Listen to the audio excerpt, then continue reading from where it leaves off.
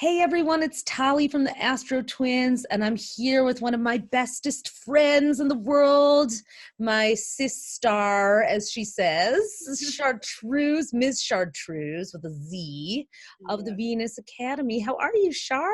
Hey, Tali, I'm so glad to be here with you. Happy New Year. I'm so overjoyed just to see the expansion of this whole STARSTRUCK creation and just bringing on so many different voices and perspectives. I think this is an invaluable resource and it makes my 11th house sun very happy. Well, the 11th house sun in me sees the 11th house sun in you.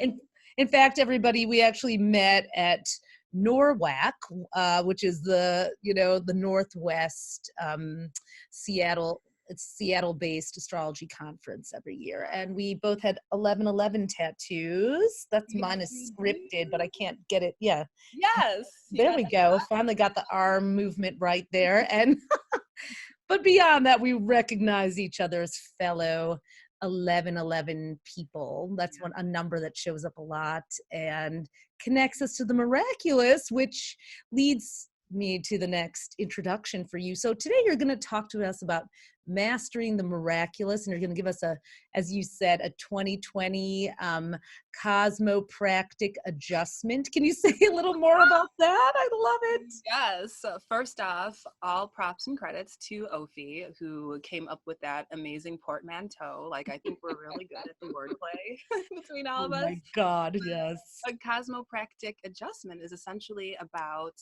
us being aligned with the truth of who we are. And in order to do that and be in alignment, it really behooves us to embody different structures so that we can have the freedom for our flow. And 2020 is a numerological 4 year. So it's Right. all about structure. Four is about, four corners, structure.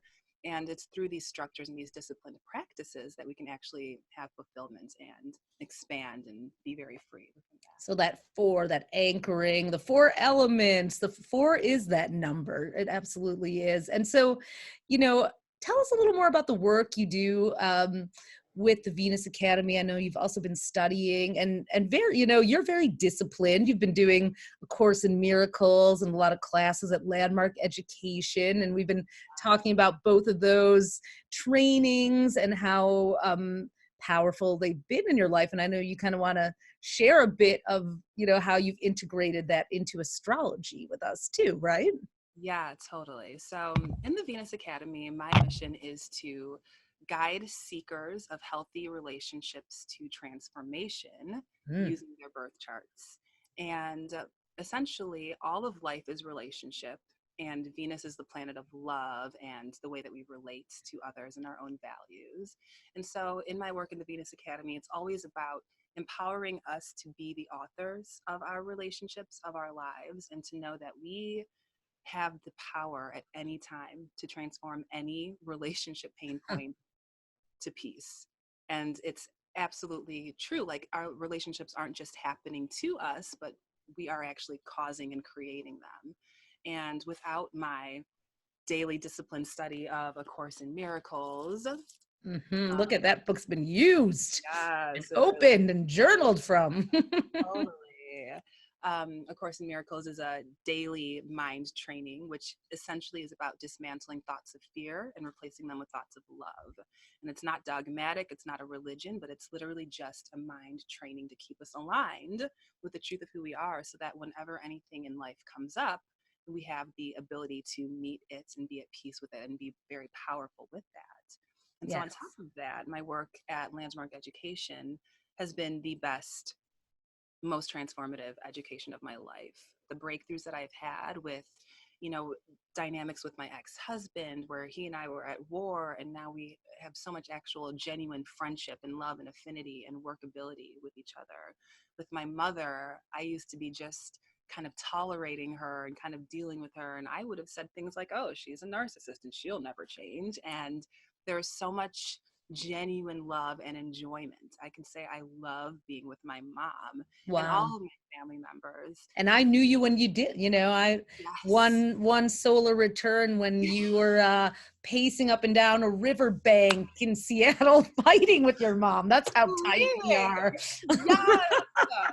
We have Telling shared some family moments, haven't yes, we? total Yeah. hell, where I could see in my birth chart that one placement, my Venus actually was the planet that was the triplicity ruler of my hidden enemies. And then the very next day, like everything blew up with my ex-husband, with my mom. I was screaming on the riverbanks, screaming at my mom. Well, Lake Washington, but Oh, yeah. Riverbank sounds more. The thing is, what I love, and the reason I'm telling this is not to just, expose you here because I know Yes. you don't care because you share so openly, but Yeah. you guys, she has done the work. She put, I mean, you put yourself in these really valuable coaching programs, training programs. Ophi and I are always doing things like that. We've done a lot of landmark Mama Gina's. I've done some Course in Miracles, constantly learning and educating ourselves, breaking ourselves up, and that, and then being open to new structures being put in place, which is kind of what 2020 is all about. We've got the most structured zodiac sign, Capricorn, getting hit by Saturn and Pluto together on January 12th, and then Jupiter and Pluto in, June, April, June, and November. So, this is the time. And, one of the things you've talked about, and I'm going to just ask you already, I know it's a term we're going to introduce, another cosmopractic is, I've heard you talk about us being three-part triune beings. What do you mean by that? That's an important concept, I know, in this talk today. Can you talk about that a little bit? Yeah. So, with us being three-part triune beings, I'm referring to us being body, mind, and spirit. Mm. And so, when we are only taking care of like one aspect of ourselves, then we're limiting the fullest expression of who we are. So, when I say that you is bigger than you think you is, it's that you are not just the body. So, like, we have these physical casings that allow us to operate in the world, but we have our mind, and the mind is really what kind of creates what we're seeing and perceiving in the world outside of us. And then our spirit, or our soul, is that aspect of our wholeness. It's what connects us to everything. And the soul and the spirit does not see any separation. The Mm. soul doesn't judge. The soul doesn't worry about the past or the future. The soul just is. The soul completely accepts what is. And when we can align with our soul, then we can see the profound innocence in everybody.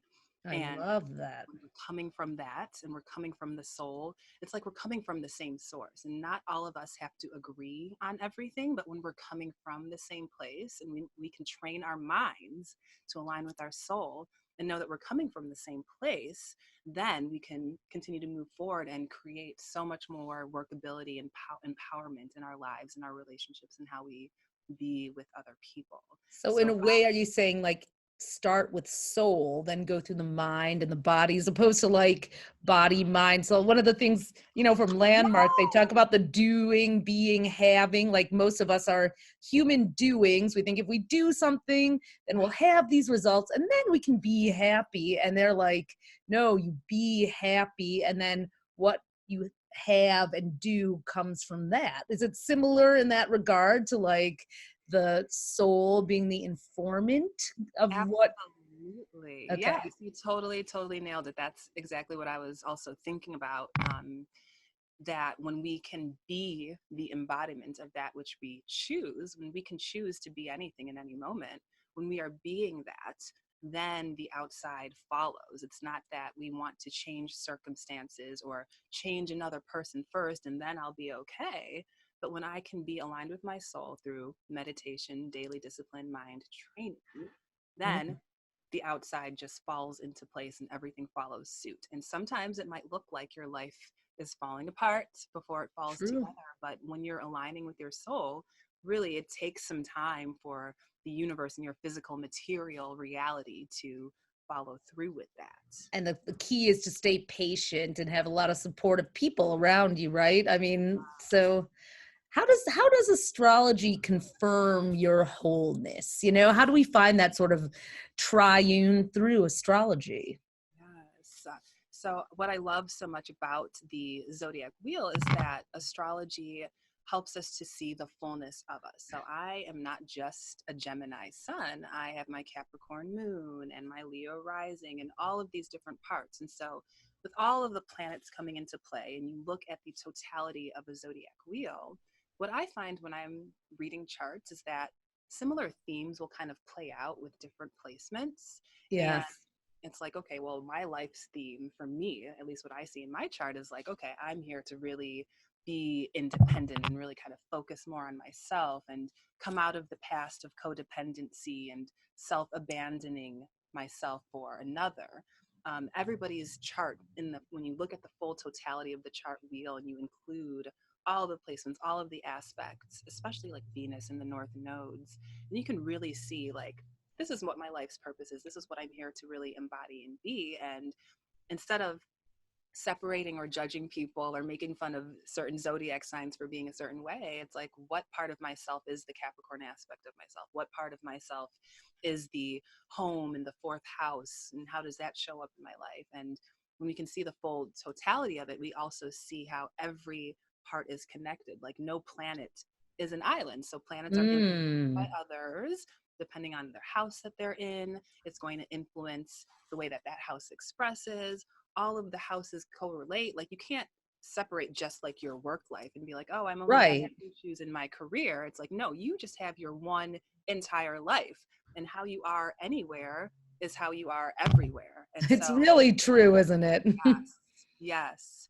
So I think that, oh, well, maybe my career life isn't working, but I'm really great with my friendships. But it's like if you really take a look, there's just my one life. I can't separate it into different parts. And so that's what I love about the full totality of the zodiac wheel. And then channeling that through, especially the North Node and everything. So you can kind of see the trajectory of how you are here to expand and grow in your life. And for those of you who are new to astrology, the north node of the moon is it's one of the points, these 2 points that we're getting hit by the eclipses closest to your time of birth, and it's kind of like your cosmic calling, your destiny point. And I love how ours make like a good cardinal cross. That's why we work so well together. Chartreuse has done a lot with Astro Style. She's a TA in all of our classes too. We just are opposite signs, and complete cardinal sign node set works because you're Libra to Aries, so that Libra South node, you have that the South node is like your past life energy, and the North node is what you're here to grow and expand into. So you really are you kind of were born with this Venusian quality about you, with Libra guiding you on. And so it just makes so much sense that you're training people to move towards that Aries, your North node sort of sense of wholeness while also being in relationship.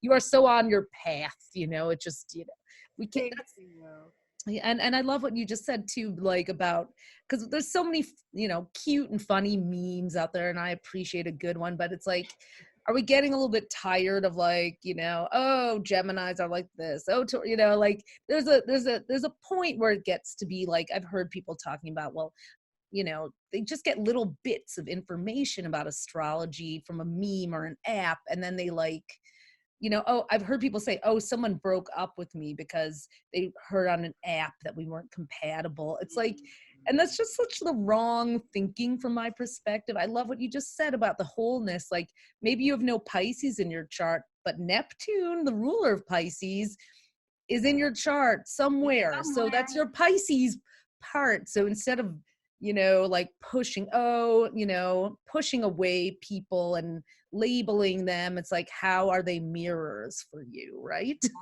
Yes, exactly. Everybody is going to show you some sort of reflection of yourself. And even if you don't have any planets in Pisces, Pisces is also going to rule a house. So, oops. Gemini's always on the line. Pisces is always going to rule a house. So it's like we have all of it in us. Oh, And true. yeah, so yeah, so just astrology has been very beneficial in seeing how, again, like I said, like even my Venus, it ruled my hidden enemies. But then if I'm looking from the perspective of, well, I am the creator of the world I see. Mm. How am I responsible also for the relationships in my world and how they show up? Because I believe that when we transform ourselves, then the people in our worlds transform as well. So the And work you've is had always, that happen with your ex-husband, with your mom, like miraculous things by doing that inner work. So why don't you take us on a little mind training journey and guide us along? yes. So one thing that I would like to share in my studies and my discoveries is just about how the brain actually works. And Mm. so the brain itself is essentially an organ that stores memory patterns. And so our neocortex stores a record of every pattern of perception that you have ever had, including every pattern of sound, sight, smell, taste, and touch. So every pattern of perception and also every pattern of action that you've ever taken, including every pattern of movement, thought, posture, views, and emotion. So Wow. essentially, what that means is that the brain, since we're born, stores a memory of every thought, every feeling, every action, everything that we've ever done in our lives. And that's why sometimes we can maybe forget about something and I'm trying to think about what is this person's name, and then like later it pops up because it was stored somewhere in your brain. It just took a little bit of a while to access it. But essentially what the brain is a prediction machine. And so we are constantly moving forward through our lives, predicting the future based on our past experiences.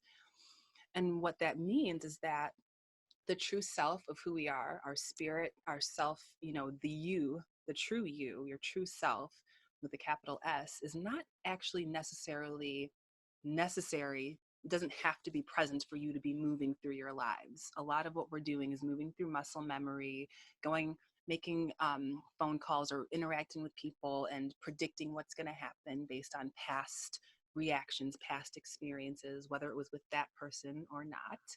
And we're consistently bringing our past into the future. And this is literally just, a brain, the function of the brain. And the brain's function is to keep us alive. It's about survival. But one thing that I've discovered is that survival is not an empowered way to be in the world. We want to be at cause in the world, and we want to know that we are creating and inventing our lives as it goes along. But when we're not aware of that and we're stuck more in the mind of duality and separation and seeing attack, then we're more likely to actually create these things based off of our past experiences. So this is a little metaphysical in nature, but it's also just the brain function, and it's totally ordinary, and there's like nothing wrong and there's no judgment. But when we can become aware of what is actually happening in our brains, then we can see even more the importance of mind training. So when I'm talking about mind training, it's really just about like discipline and having some sort of structure in which you can just feel empowered and safe and just like remind yourself of the truth of who you are. So with the Course in Miracles, the Course in Miracles, as I said, it's not a religion or anything. It is essentially a 365-day study in training the mind, and it disciplines your mind. And it, in the beginning part of the book, it is about recognizing just the truth of who we are. There's a text, and we're reading about, just like the origins and what all of our relationships really are. And it really is hammering home the fact that our ego, that our mind is really about fear and separation. And then the second part of the text is about invoking and building up a foundation based on love and oneness. And so then the second part of A Course in Miracles is the workbook. And the workbook has 365 different lessons. And every single lesson is like a daily meditation that you can keep in your mind. And it literally starts off by saying, "Nothing I see means anything." And what I really love about how A Course in Miracles starts off by talking about how nothing I see means anything is this also aligns with a lot of our landmark training as well about the meaninglessness of life. And when we can come from the place of recognizing that we have given everything in our lives all of the meaning that it has for us, then we know that we're giving it meaning. Nothing, two people can see the same thing and think, come up with completely different meanings for what they both saw, even if they were seeing the same thing. And so every day, the A Course in Miracles will, you can open it up and your meditation for the day is nothing I see means anything. And some people are kind of like, okay, that's a little interesting, that's weird, but we have no neutral thoughts. Above all else, I want to see things differently. I could see peace instead of this. In my defenselessness, my safety lies. And every day there's just something new and like powerful for you to keep in your mind, so that as you're moving through the day and things come up, you can be like, okay, wait a minute, this actually doesn't mean anything. Or above all else, I want to see this. Or I could see peace instead of this. And recognizing that anything that isn't love is a hallucination. And so anytime we're thinking thoughts of love and thinking thoughts of oneness, then we are in the truth and aligned with our soul and our spirit and our being. But anytime we're thinking thoughts of fear, of separation, of seeing attack, then that is the total illusion. Total illusion.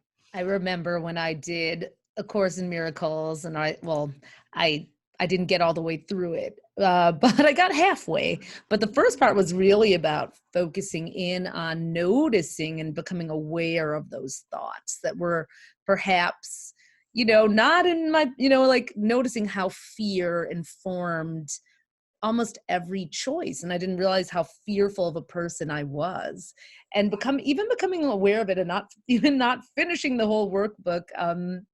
Sagittarius problems, was, but it also it just has changed me forever to like, I can still go in and go, is this fear or is it love? And that alone, that question. Now, some people might be thinking, well, how can you say it's an illusion? I actually did feel pain and hurt. Well, maybe from the body perspective, it's not an illusion, and even maybe from the mind. But when you get into your mind and your spirit, on those planes, it is an illusion. How do you reconcile that, within the body? Because Yes. our ascendant in the chart often directs the relationship we have with our body, and our physical form, as does the second house. So how do you kind of reconcile that within yourself when everything, the fear-based thinking, really does feel real? How do you get yourself out of those jams? Yes, that is a perfect question, because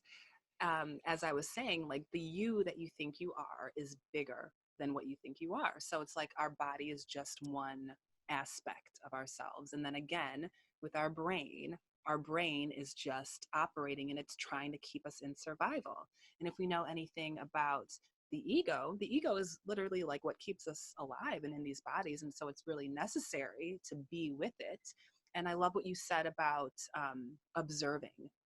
So much of our power comes from just being able to observe what is and take notice. So I can now see, okay, I just had this reaction. Somebody called and invited me somewhere, totally innocent request. And my first reaction was like, nope, I don't want to do anything. I'm in my PJs today. I'm not. That's an amygdala hijack. Like this amygdala, it's just a brain function that is going to put me immediately into a space of negation.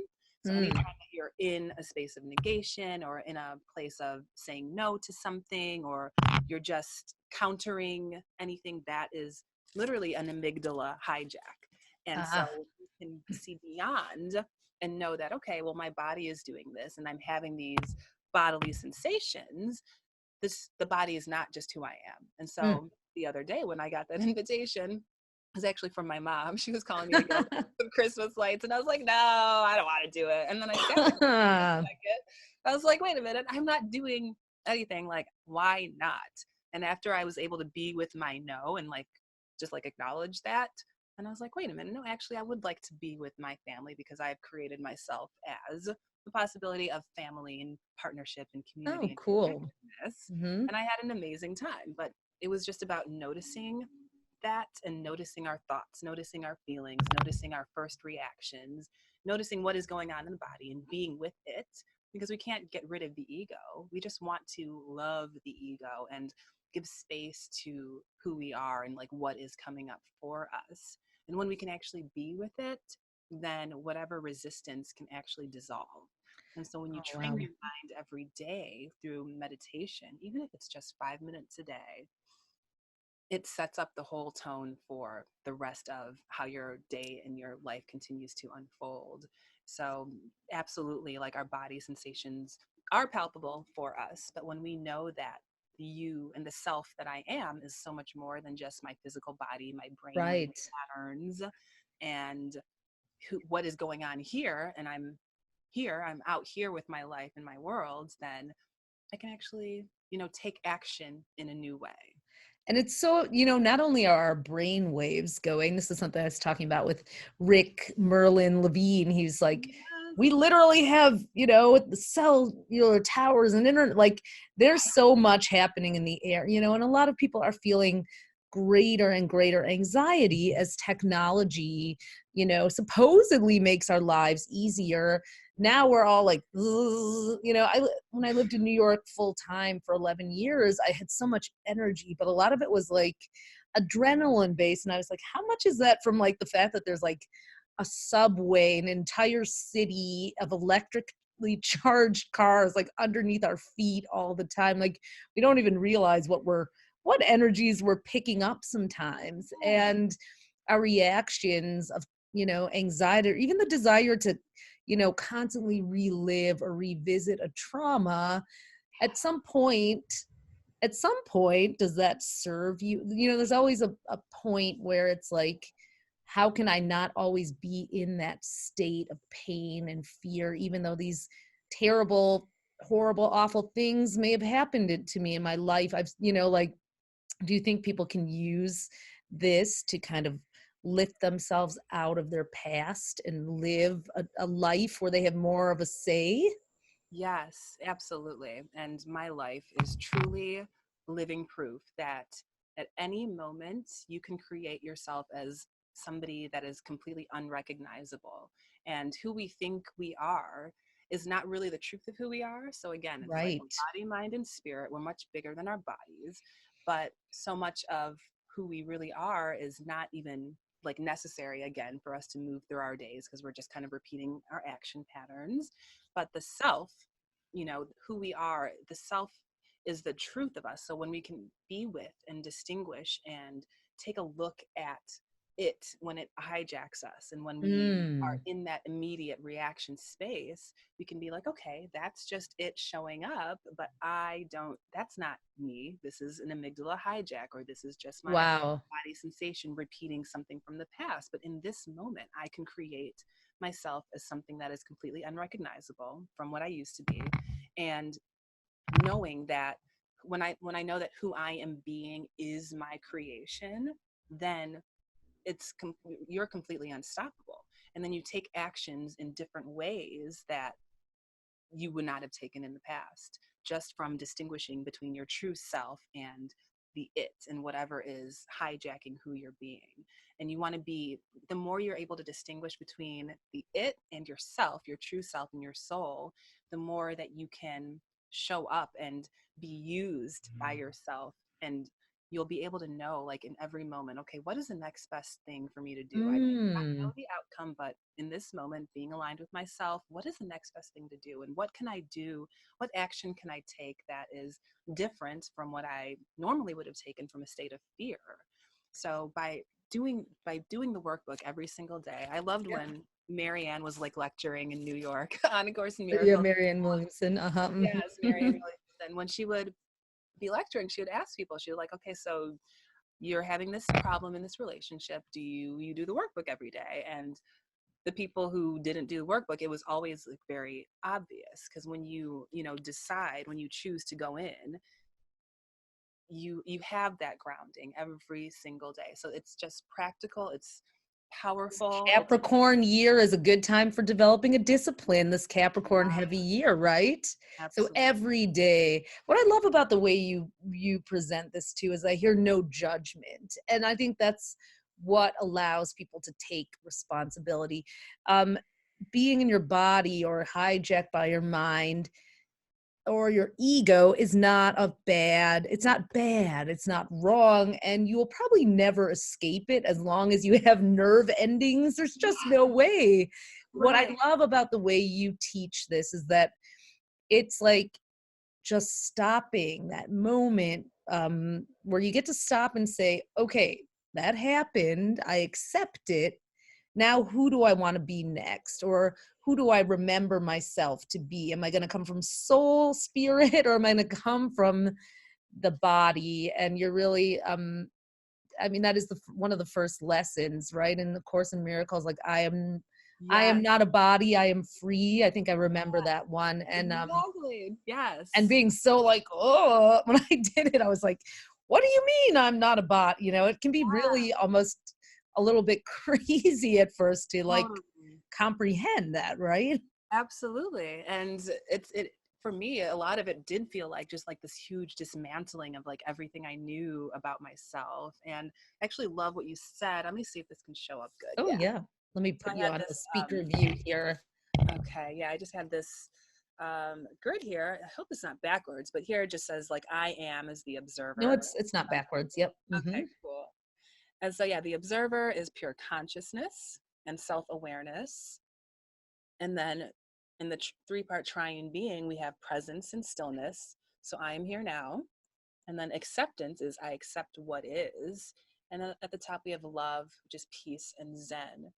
And when we Mhm. can remember this three-part aspect of our truth of who we are, then the true I am is able to come to the forefront. And you know, the person that you know yourself to be is not really who you are. It's just ways of being. So if I know myself to be, oh, I'm always late or I'm always this, no, those are just ways of being. That's not the truth. The truth of who I am is I am the observer and I'm conscious. It's like, who is the part of myself that is actually observing me taking these actions or like driving down the highway, running late? Like, who is the one observing myself? It is the I am. And the more we can accept everything that is in this moment and come from that place of peace and zen and be like that in all of our interactions, then we create the space and the clearing for others in our world to show up and actually they'll feel clearing and feel peace and tranquility. And it's almost like you become this conduit for miracles and for just miraculous transformative dynamics between you and others. Ooh, I have chills from that. That was so beautiful. But I love that you are, what would be great, and by the time everyone sees this, it'll be a couple weeks. We're shooting a little early. Why don't we make a little PDF and attach it on your speaker page? So anyone who, it'll be in the bonus bundle for everyone who signed up for all of the talks. So I think that's a really amazing, I want to put that up on my vision board wall that I'm going to create for 2020. I am the observer. So when you become the observer and you release all judgment, you create a realm around you where others can be in that. And it really is contagious. I mean, that's why, I mean, transformation doesn't just affect one person, it affects everyone around you. And that's, why everyone can get uplifted together. That gives me hope for this, because the planets this year are kind of tough. And I think like that was something in my talk with Rick Levine. He was like, what's going to interrupt all of this is Uranus, that metaphysical energy, and using your mind and your higher consciousness. And you are totally just bringing in that I feel is like when Yes. we cannot solve the problem at the level of the problem. Trying to solve all the issues of the world through the body and mind is what has us locked in Twitter wars, emotionally eating. I've got the Trump plump myself. I've called it. Gained a few pounds since 2016. Yeah. But don't you think like that metaphysical energy is that Yeah. when we're working up there from soul and spirit, Yes. Yes, then the people in our worlds transform. Like I notice even just like with my family, like somebody can come to me and like share something that they're dealing with. And when I can just listen to them, I'm not adding, I won't give advice, but I just am like the space for listening and really making sure that their communication is gotten. Then usually I'll find them like actually like working out whatever their problem is, like in their own voice, in the same conversation without me even really having to do anything, you know. Mm. And when we can really just be and accept everything and never come from a place of making anybody wrong, it never So works. hard, so hard. I know. But they are wrong. No. No, but it is. Right. And A Course in Miracles would say that, you know, anything that, again, that's not love is hallucination. And when we can come from pure forgiveness and pure recognizing just the innocence in another, then they also start to see their greatness. And it's like we become the space that is unmessable with, instead of trying to protect ourselves from people messing with us. When we become the space that is unmessable with, then you'll see everything around you just miraculously transform. And it's so amazing. It's so fun. And you are that. You are that for me as a friend and sister on this journey. And I just, of course, we can't ignore what's happening here and all that. Right. It's just, this is like an example of getting yourself out of that morass. So I have a Yeah. couple more questions for you, because I know that you have to go pick up your daughter 11, which I I gotta get love. my That's girl her in name. I know, little, oh my God, little Scorpio. But I just wanted to bring her in, because Thank her you. energy wanted to come be part of this talk. How does Venus, because you are the head mistress of Venus Academy, and Venus is the planet that I know you love working with. I mean, we've got Venus in Gemini next year for 4 months, and this year it'll be from Right. April 3rd to August 7th, with a retrograde from May 13th to June 25th. But you are going to be, in your Venus element. How does Venus play into embodying this true triune self? Yes. So I love Venus, and I really didn't used to get it because it's in my 12th house. And so after everything like blew up, and what me and Tali were just talking about with the whole hidden enemies and all my relationships melting down, I went deep into Venus. I'm like, I have to get to the bottom of this and really see what this Venus is about. And the essence of it is that Venus equals love, and love is all there is, and there's no opposite. So, what is all encompassing can have no opposite. And so, when we're thinking about our Venus function in the world, it's almost like that is what we can channel into to embody our divinity. And for me, it wasn't until I made a concerted effort to really look at my Venus sign, look at how it was operating, and actually bring it to the forefront and just be the Venus function, that I was really able to palpably connect to my divinity and to align with my soul and really just transform all of our relationships. So Venus, when you really can tap into and embody the power of your Venus sign, then that empowers you to really be a miracle worker. And that's, again, what I love about astrology, is that when we have different Venus placements, then they all the way that you express your Venus might be different than the way that I express my Venus, and I might have different lessons to learn in how to really empower that. So I love looking at Venus through the elements, and for me, like, the elements is really a great way to just like see like the action, the type of action that you can take, and how you can really embody your Venus that way. So, so yeah, looking at Venus through like our fire, earth, air, and water. If you have Venus in a fire sign, you really are about taking action and bringing excitement and raising the energy, and really kind of bringing that spark of life, and that energy and that fire to the way that you are relating, and the way that you are embodying your God force, your divinity in the world. So, with Venus in the fire signs, like, one way that you can really just empower yourself and through the discipline in your mind training is by really being focusing on being and embodying and also sharing that with others. So not just kind of keeping things to yourself, but actually like taking action and, you know, being that source of joy and excitement, and um, really embodying just the high energy aspect of yourself. So on the opposite side, like we have Venus in water signs. So Cancer, Scorpio, and Pisces. And Venus in water signs is really about embodying the emotional aspects of it and bringing in more like empathy and empathy and like being more heart centered. And so for me, one thing that I really had to discover for myself with the Venus in Cancer was that it's really important to embody my emotional intelligence. So whereas before I would look at people and be like, wow, this person is really emotionally unavailable and they really just aren't having a really great time expressing themselves, when I was able to flip that script and turn the mirror on myself, I could see that I was actually really emotionally defunct, even though I thought that I was a very open person.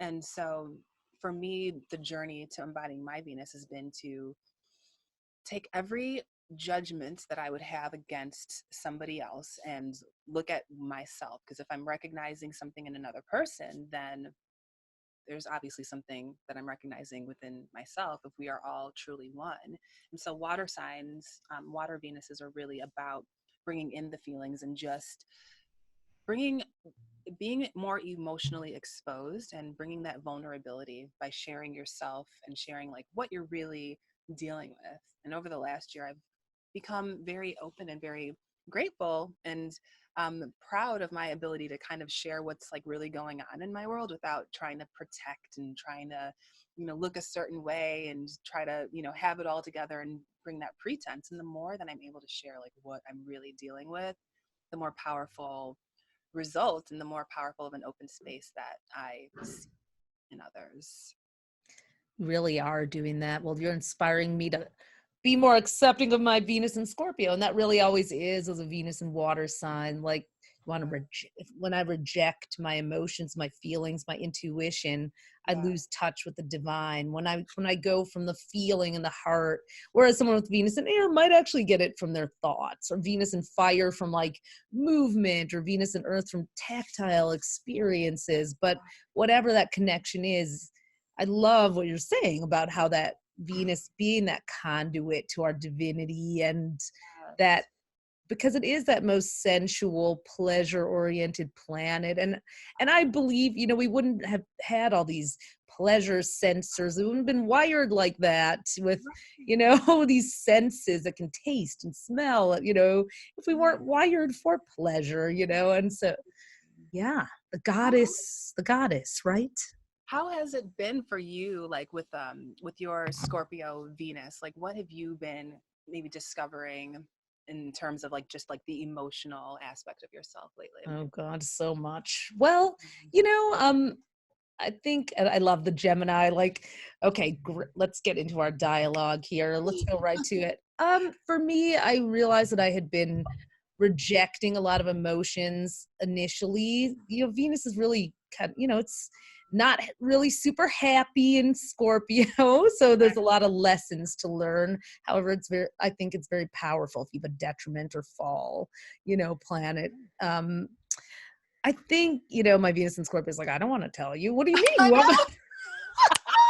exactly that. That if I don't want to tell one on myself, then Yes. I'm actually at a loss, like where I actually can allow myself, you know, to be authentic, to say, I have no idea. I don't know how to solve this, instead of automatically kind of trying to go in and already know and figure it out and observe. Yeah. But to actually just take that moment and go, this is really new to me, and to realize how much I've limited myself by Mm. trying to have everything all figured out in that strategic Scorpio way.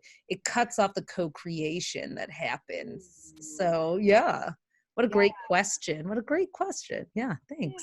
Yeah. Thank you for sharing that. Yeah. I mean, even for me, like I would always like, be like, oh, I'm such a Venus in Cancer, I'm such a sad sap, or I'm so sappy and whatever, this hopeless whatever. But I mean, for me too, like it came down to recognizing just how much, like when I would say somebody else was emotionally unavailable, that it was really me. And even like in the last week, I was able to share with the love of my life, who literally writes poetry every single day, who sends me all of these beautiful songs and all of this gorgeous music just about like the spiritual Awesome. nature of our dynamic. It's so amazing. And I was not able to even accept it or really see it, you know, and I was like, wow, this is amazing. But I never actually truly shared just the impact of what he creates for me, was because I was afraid of rejection and I'm In the that shell. Yeah. totally. So the more that I've been able to just tear back all the shells and be like, look, listen, I'm so leveled by this, I'm so this, and you really impacted me, like when my father died and your presence was there, Wow. so powerful for me. And just being able to like really open up and just really show what was deep within me, that transformed again our relationship dynamic, and it by exponential shifts. Like Wow. it really just made a huge difference. And I'm sitting here thinking like he's not, but it's like, no, he's been present this whole time. Like you need to come out of this crab shell and really share yourself. So Wow. that Yeah, is because you guys have had sort of a long distance thing, and that maybe works with the Venus and Cancer, but maybe also can be a little hideaway too. totally, Yep. totally. It was very easy to be like, it's all right, it'll come and go as you please, and I'll share little bits here and there. But that really showed me again that there is no separation, and that when I speak to him or speak to anybody, I want to talk to them like I'm speaking to myself. Mm. Are. And when we can do that, then that really just creates a whole new realm of real love, and that love that comes from source, and that is not just about, you know, ego wants and needs, but more about like the divine channeling coming through. Ooh, powerful. I love it. And that's how Venus works. And are you doing readings for people now if they want to do a Venus Academy? Like I love your readings are like more of like a full-on prescription for. I'm not Yeah. going to say it's a therapy session, but they do feel therapeutic. But you are very in touch with the emotional realm with your Venus and Cancer, whether you choose to accept it or not. But and so what can people? What do you? I know you're offering some specials for everyone watching too. Why don't you tell us about that? Yes. So my Venus talks are relationship transformation sessions. And so at the beginning of the session, we choose, like, we create what it is that you want to get out. Like, what is the breakthrough that you want to have in this 90-minute session? And then we guide, it's a conversation, and I guide you through to having that breakthrough within the hour and a half. And like every time, we always have a massive breakthrough. Like, even when I don't know like where we're going, which is like the beauty of it, it's like a self-discovery. And we look at your Venus sign, and we can share what's going on in your life, and we can empower you through your Venus to actually just like take action, and you'll have a breakthrough like right there in the session. So it's the Venus talks sessions. And then also, if you want just a straight astrology reading, I have cosmic tea astrology readings as well. I love it. Cosmic tea. Every Yeah. conversation with you, I have a breakthrough from anyways. I'm going to be thinking about how my Venus and Scorpio, has shown up, and it's always that Venus placement is a really charged one a lot of times for people, Yes. especially, especially if you're a relationship oriented soul, as many of us are, it's like, that's a playground, but also a pain point that gives us that opportunity to go through the triune and really have those big awakenings. So Ooh, yeah, I woohoo, love let's what hear you it for said there. Venus. Yes. The pain points are literally the access to to our source. So like anytime we're being triggered, like that's something, it's a gift. And all of Mm. our breakdowns are the access to the breakthroughs, because it wouldn't be the breakdown if it wasn't something that was important to us that we're actually committed to. So that's what the gift is of having the body, is like this sort of filtration system to see like, what am I really up to? What do I stand for? What do I really care about? What do I want? So what is the gift in this pain point? Oh my God, I love that, because a lot of times I think, people are in a lot of pain out there now, and they're dealing with a lot. There's so much injustice on this planet and inequality that it's like, it can be hard for people sometimes to just want to even get up in the morning and getting stuck in pain. Mm-hmm. It's not hard for that to happen. And there's evidence and reason for that, but it doesn't have to be that way. You can use the pain as access to remembering who you really are too, if you want to if you're ready for that. Sometimes we have to go through our healing cycles and talk it over, but at some point, you're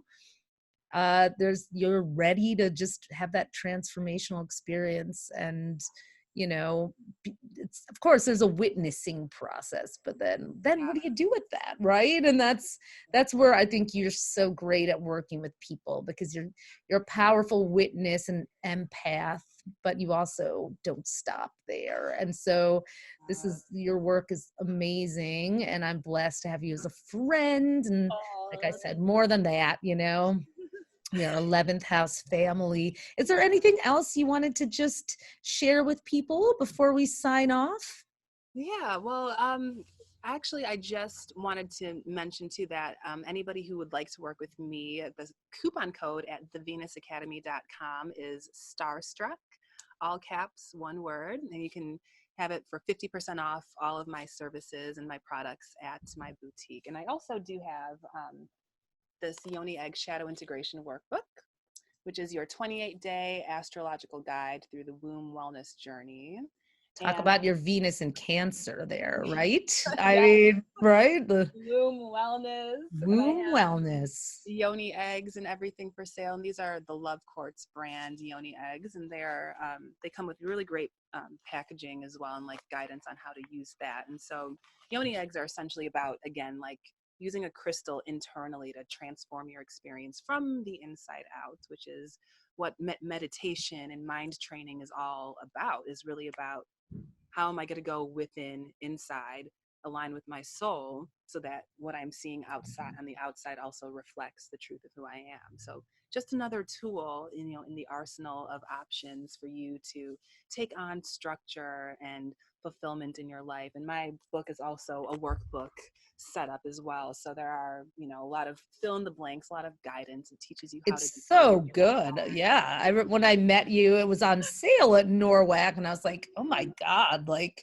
that is I mean, again, Chartreuse has done the work, and that's why she can write these powerful exercises. I mean, it's like, really will get you immediately thinking and connecting and diving deeper. And it's like, it's funny because I know you kind of had moved away from that for a little while. So I can see your Venus reintegration in Cancer coming through, you bringing that back into your practice.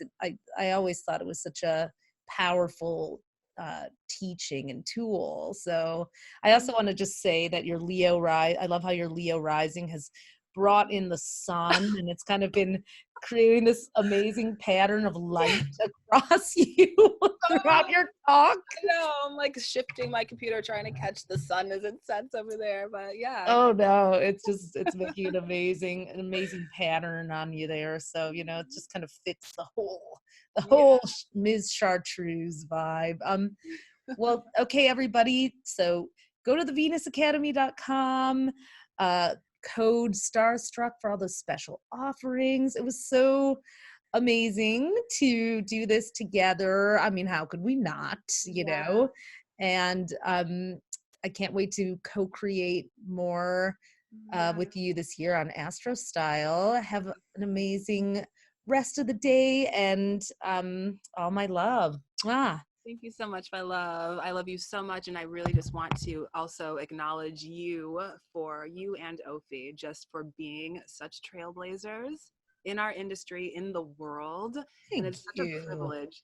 It is such a privilege that I can say that you are one of my best friends, and that we get to do this and share life together. And there's nobody like you, even though there's two of y'all. There's nobody like you on the planet so grateful for you. I know we are. So we've been saying that since we I became, know. we're like, I'm so glad we found each other on this planet, you Yeah. know, because it's like we can just literally, I mean, we've been in Tulum. It's like we just move through. You guys know how it is. And I hope everyone else there finds, you know, their fellow Atlantean alien like that, or wherever, we're Pleiadian, wherever, you know, that the friend who you just can move through any space with and just have that gratitude and that sense of connection with. So I love you, and here's to the new decade together. And I'm just so obviously starstruck by you.